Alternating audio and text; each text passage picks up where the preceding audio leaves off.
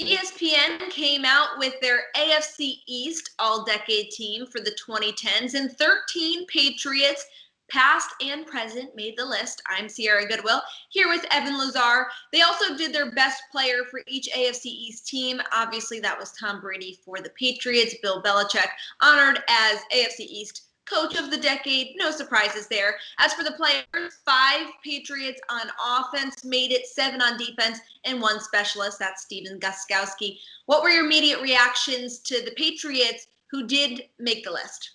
Well, I thought that they got it right for the most part with the Patriots that did make the team. You know, Devin, McCourty, Stephon, Gilmore, though he makes the team as a Bill and a Patriot, kind of.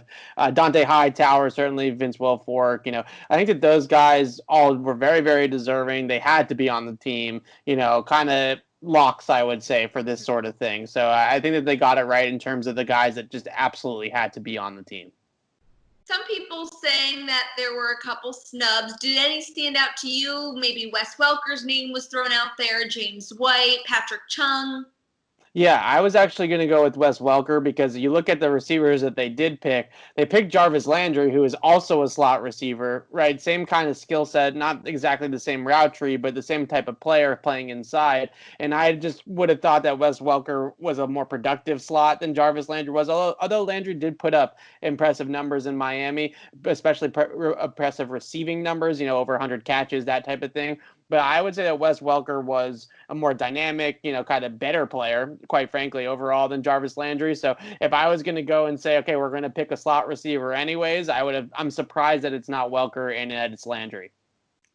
Julian Edelman, Rob Gronkowski, Logan Mankins, Tom Brady, those all the guys that made it on offense. You listed a bunch of them on defense, but when you look at the all-decade team as a whole, not just the Patriots players, are there any names on there that surprise you that did make the list?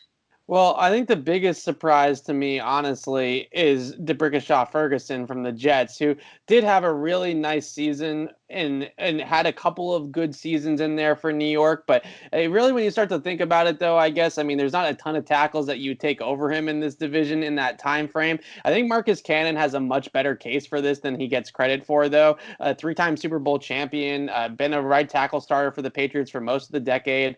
Very, very solid player. You know, he often gets overlooked, I think, in these sort of things. And Sebastian Vollmer even sometimes make these lists over Marcus Cannon. So I would say Vollmer or Cannon versus Ferguson. I think they both have cases.